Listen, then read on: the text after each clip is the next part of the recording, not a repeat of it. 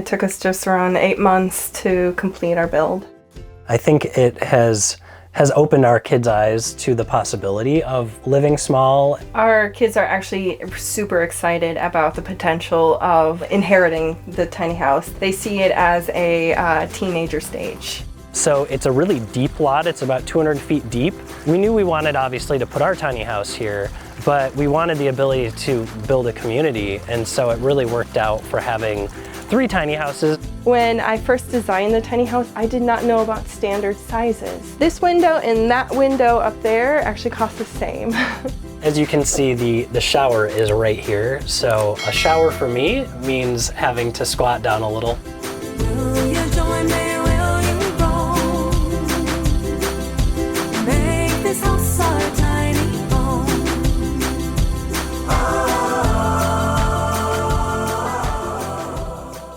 Hi, I'm Melissa. And I'm Chris. And this is the Tiny Tack House.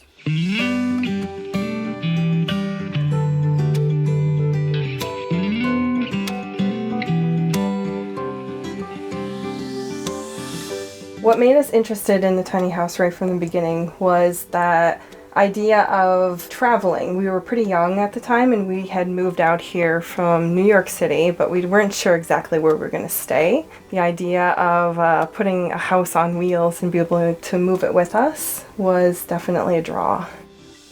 It took us just around 8 months to complete our build. We ended up living in our tiny house for 4 years after we built it. In 2015, we started looking around to see what was available on the market. We were looking for maybe either just property initially, and then eventually we realized that financing was tough to get on just property. So we were looking then for a house that had a big enough lot where we could put at least our tiny house, but ideally a couple tiny houses. When we first bought this property, it was very, I would say, kind of sparse. One of the big challenges we ran into, of course, with this property, as with most properties, is there was no electricity or water run back here. So we ended up having to get permits and trench. We did the trenching work ourselves and installed electrical sub panel and water hookups for all of the tiny houses. So that was a lot of initial upfront work. You know, though, building our tiny house, it definitely opened up the idea of what else can we do. And so we were very much a do-it-yourselfers, and the tiny house definitely got us started with that. Oh yeah. So we have 2 tiny houses that live in our backyard full-time. Sean, he is a working architect and he is in the construction phase of his tiny house. And then we also have Kat, who had her house custom built down in Portland, Oregon. She does her own modifications on the inside. It was kind of presented as a shell. And so yeah, they have their own spaces.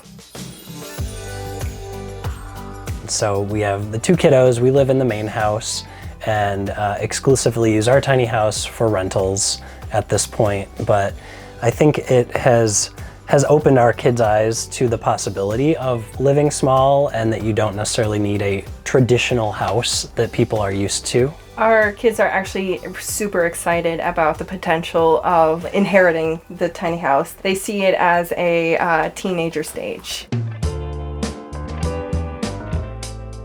So this is the exterior of the Tiny Tack house. We went with standard cedar siding, and we're 20-foot length for the trailer. We're 8.5 feet wide. We did not build out to the sides of the wheel wells.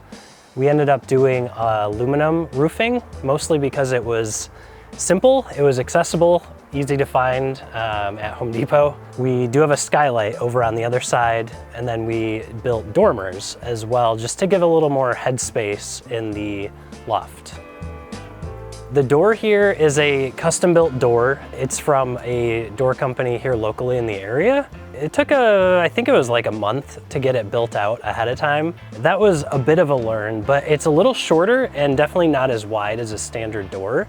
So tall people are always worried. Actually, if I stand in the door frame, my head is pretty much at the top of the door. But because you're stepping up in or stepping down when you're going in or out, it actually works out really well. The trailer, I believe it was rated for 12,000 pounds. We're guessing we're probably more around 9,000 to 10,000 pounds for the total weight. That is excluding the batteries. This big white thing that looks like a freezer on the outside is our battery box. And there are 4 sealed lead acid batteries, which are very heavy. Each of these batteries weighs, I believe, 190 pounds. The nice thing about sealed lead batteries, they're very low maintenance. You don't have to like keep them filled with water or anything. So our system was kind of always intended as kind of either on or off grid. It's not the style that can like feed back into the power grid. So essentially what happens is you kind of choose like, oh, do I want to run off of batteries or do I want to run off of just the AC coming in? And so we don't really use them a whole lot right now with this setup. So we did build onto the trailer, we built in a box where we do have the inverter for the solar and the batteries. And then also our just regular AC input is right here. So we have a 30 amp, which originally when we built the house, we ended up doing just a standard 20 amp extension cord. And we found out that that was sufficient for us when we were living in it, power-wise, but a lot of people are used to different amenities that require more power, so we ended up upgrading that to a 30 amp later on once we got to this property. Hey guys, we're cutting away from this tour for just 1 minute to talk about this week's sponsor, Jackery, and their new unit, the Jackery HomePower 3600 Plus. This Jackery is designed specifically for modern households of 3 to 6 people, combining power, safety, and portability in one home backup package. It has a huge capacity of 3,600 watts and it's expandable up to 21 kilowatts. That means it can power a fridge for a family of 3 for up to 14 days. If you use the waterproof and wind-resistant solar panels, it can charge the battery in just 4 hours. Even with daily use, the battery still retains 70% capacity after 10 years. And something really exciting is that this unit qualifies for the 30% federal battery tax credit. And it includes a 3-year warranty with up to a 2-year extension. So that'll give you peace of mind. Right now, during Prime's big deal days on October 7th and 8th, you can get it up to 65% off. That's the lowest price it's been all year. So if you're interested, check out the links in the description. But right now, let's get back to our tour.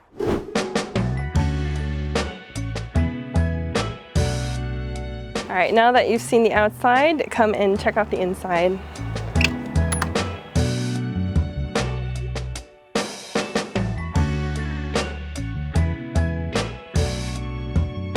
So, welcome to the inside of my tiny house. As Chris had described it earlier, it is about 8.5 feet wide by about 20 feet long. And I actually designed it to be a little bit shorter, mostly because I was afraid of it going underneath overpasses and just not making it. So I shortened it just for my sanity purposes. So my house has changed a little bit over the years because now I'm not living in it, instead I'm renting it. And so one of the main things that I had to change was my bench here. Before I had a storage bench. Being that I'm renting it out, I wanted to add a little bit more comfort and space for my guests. And so I decided to put in a foldable futon. So during the day, it's a nice cozy space to hang out while you're watching your movies, but at night it can convert into a bed, which will accommodate more people. This space is still pretty much the same, aside from it just having a TV instead of my computer. So it's still my working space, and people still will fold up the table and use it as their dining area. I still have multiple chairs that people can pull up into it. My friend Dee Williams, she had a local artist draw these renditions of her tiny house in different communal spaces in different stages of her journey. One where she's just kind of has it out in their own private space while inviting guests. We have this one also, which is actually surrounded by multiple tiny houses. And then the one up here, I don't know if you can see it, but it's the farewell. It's the see you soon traveling tiny house.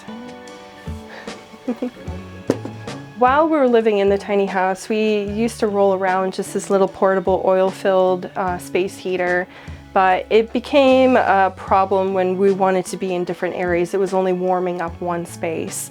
And so I reached out to Envy Heaters, and they actually sent me a unit to try out. And this has worked amazing because once the tiny house starts to warm up, it actually stays really warm, and this is really good for maintaining that heat in the space. I do have a lot of windows which will let in a lot of light during the summer, and then of course almost all of my windows, excluding my skylight, will open, so we get really nice airflow. This window and that window up there actually cost the same. When I first designed the tiny house, I did not know about standard sizes. And so I had a specific design that I had created in 3D. And when we went to go look at having windows built for them, they're like, can you modify them just a little bit? Because if you do, you're gonna save thousands of dollars. And so I was able to modify the larger of the windows that are here, but I couldn't do that with our smaller ones. So I have a small window, awning window up here, as well as in the tiny house loft with 2 side windows as well. With the walls, I have more just like a warm glow. I wanted to retain the natural look of the wood. At one point in our initial designing, we had thought about painting the whole space white because we wanted it to be a lot more brighter, but we were told not to do so and to let it be and see how you feel. And cozy is definitely still the word that we get to describe the space. We went with a dark flooring. I wanted to create that contrast between the lighter the walls as well, because potentially we were going to do white walls, but the warmth of the floor really pulled it all together. Still in the great room here, we have the ladder, which we designed it so that it can move aside for when we needed to. Down here, we actually had incorporated this area as our kitty litter box. Back when we lived in the tiny house, it's now just more used for storage. And then we have still the same closet space. This is amazing for all my guests who have extremely large suitcases. They can just plug it away inside here. And then over here, we still have our same bookshelf space. This was actually built for Christopher when he started working in the tiny house with me. I use it as storage for lots of tiny house references. It still is able to fold up and become more of a working space for some people who travel for work as well. Now that Melissa talked about the great room, I'm gonna go ahead and show you the kitchen.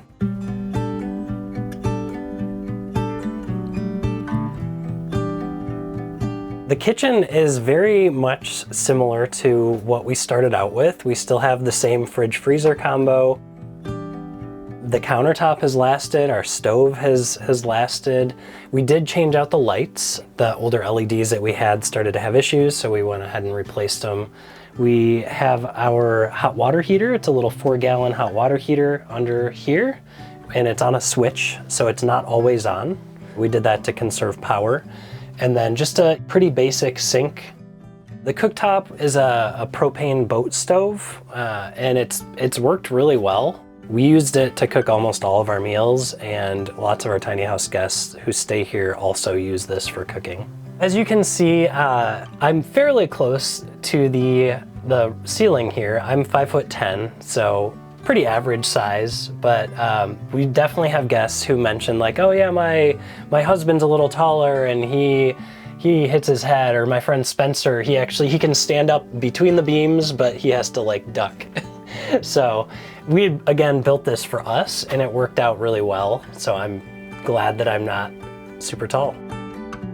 We have simplified the pantry quite a bit. We used to store a lot of our dry goods in cans over here, but obviously tiny house guests have a little bit different needs, so we just want to have the essentials, some spices and oil for cooking, tea, coffee, and then some cups. We keep all of our pots and pans and dishware underneath here. We have a little just simple slide out drawer. Right next to the kitchen is the bathroom, and this has definitely undergone quite a few changes from what we initially had.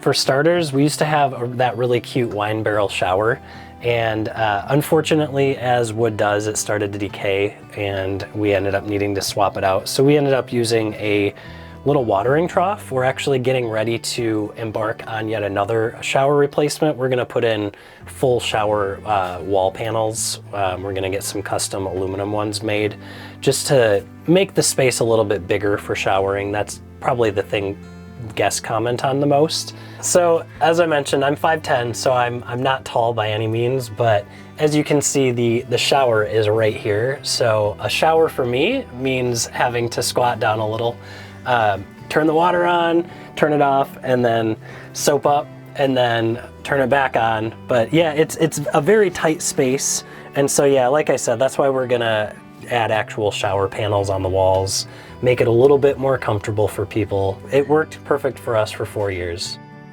The toilet is the other major change that's happened in here. We just had a very simple basic composting toilet, a bucket, and we ended up putting in a separate, I think maybe 2 years ago now, and it's been a game changer. It's a lot more convenient for guests. Usually people get kind of weirded out when they're like, I have to go to the bathroom in a bucket, but because the separate looks so much like a standard flush toilet, people are much more forgiving. So we kept our doorway very simple. We just have a basic curtain to separate the kitchen from the bathroom when people are using the bathroom. And we did end up doing just a copper tubing and piping for the rod. We like the look of it, and it is strong enough to get the job done.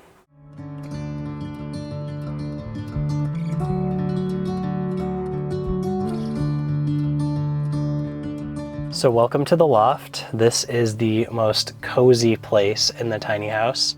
It is very easy to crawl up here and just fall asleep. It's super comfortable. We have a 5.5-inch memory foam mattress that's just so comfortable. And it's a great place to just like hang out and read or relax or obviously sleep. And as you can see, because of the dormers, there is a lot more headroom than if we had gone with the standard roof pitch. Otherwise, I'd be hitting my head. I'd be sitting kind of crunched, but yeah, it allows you to sit side by side if there's two of you and have plenty of headroom. We were very intentional for the windows. We wanted to make sure that we could have a cross breeze as well as the window at the end.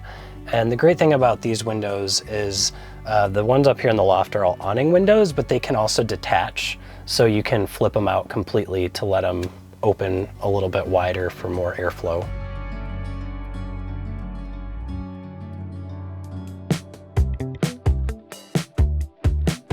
One of the things that we really liked about this property was its setup. So it's a really deep lot. It's about 200 feet deep and I think about 70 feet wide. So it's just over a 1/4 acre, but the driveway kind of runs along that side and the house is up towards the road. And so it just gives us this really massive backyard. And we knew we wanted obviously to put our tiny house here, but we wanted the ability to build a community. And so it really worked out for having 3 tiny houses. I mean, sure, you could get more back here. It might feel a little crowded. So this is kind of our communal area. It's right in the center of all 3 tiny houses, and it's kind of designed to be a gathering space, if you will.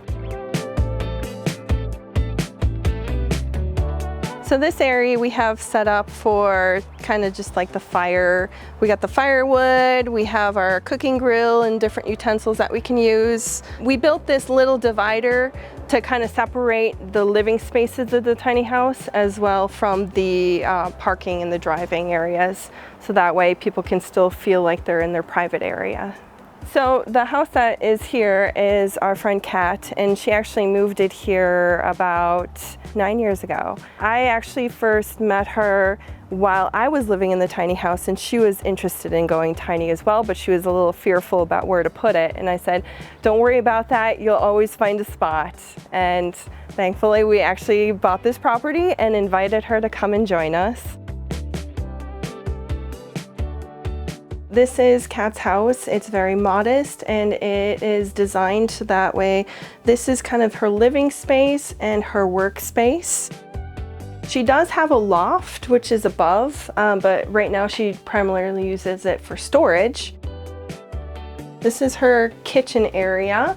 It was designed in a way she wants to make this a little bit more mobile. She loves change, and so she puts in different rolling carts and different features that can be modified. I built this unit here. This was the stairs that go up into the loft, as well as I put a door here, which is designed to separate the bathroom, but then there's also a shower that's right over here, and so it kind of can close off this area and become more private as well. I have a little latch right here, and so when you're in on the other side, you would just latch it closed and it becomes a separate space, so you can shower in privacy. But then we also have just the bathroom space in here. So if you join me up here, you'll get to experience our little piece of heaven.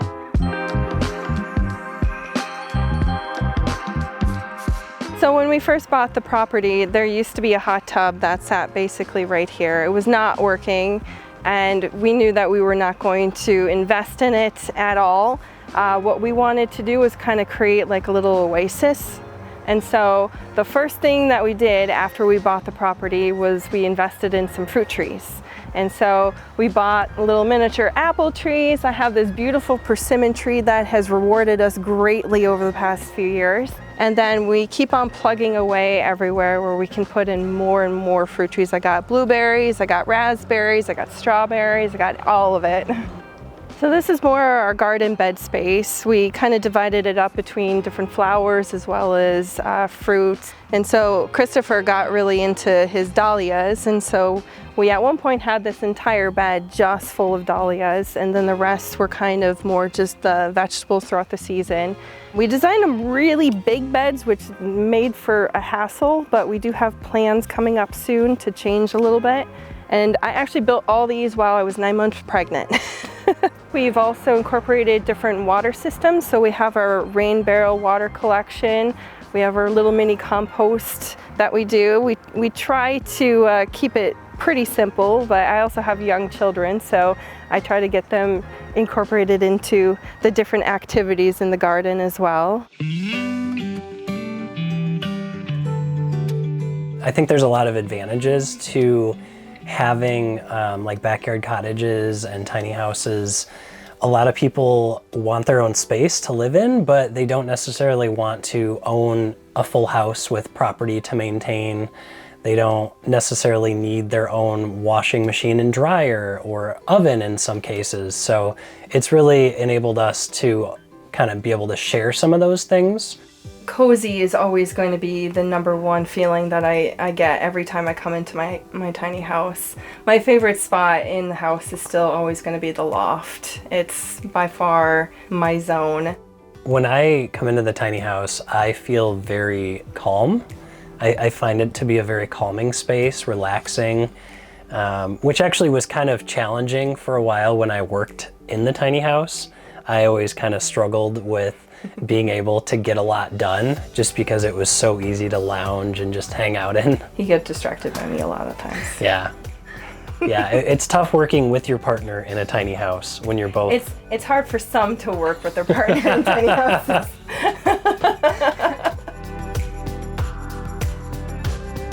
If you like this week's episode, please make sure to like, share, and subscribe. And check back soon because we have new unique home tours publishing all the time.